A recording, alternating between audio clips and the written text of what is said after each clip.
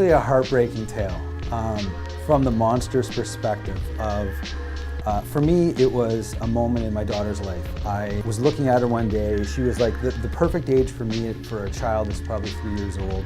They're just unconditionally loving. And I looked at her and it kind of made me sad to think that I was going to lose that. So I wanted to do something to capture that moment. And so I came up with the premise for the movie where essentially the monster was a metaphor for her growing up, her adolescence. So I've been friends with the guys for a little while now. So I went down to Connecticut with them. They recorded with producer Peter Cadis, who's done most of my favorite albums, like all of the national records, minus the newest one. Interpol, Local Natives, Sigur Rós, all my favorite bands.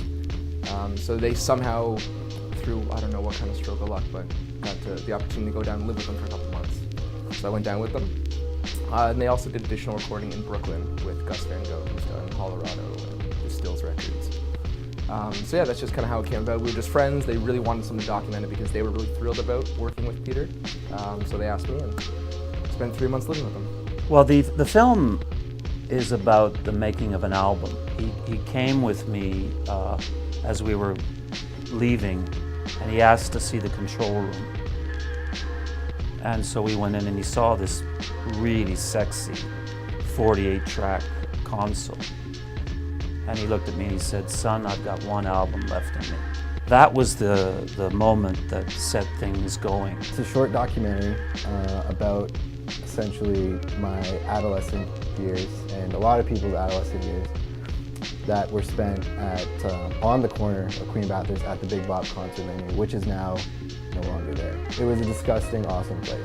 My first show at the Big Bop was when I was 15, and walking in, I was sort of like, I guess my eyes were wide. It was like, wow, I've never seen this before in my entire life. This place is filthy, and it's awesome that I can run around and dance, be myself, and enjoy that. The city of Toronto has a personality that you just can't manufacture outside of it.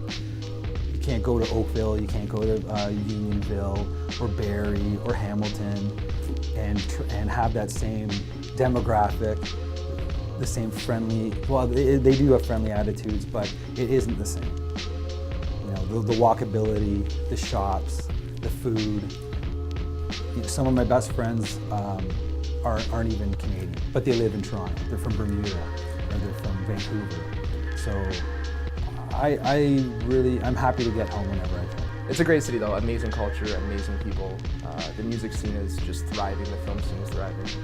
It's quite an amazing place to live for someone who's in a creative world. So. Having a festival like North by Northeast here is key. I wish there was more festivals.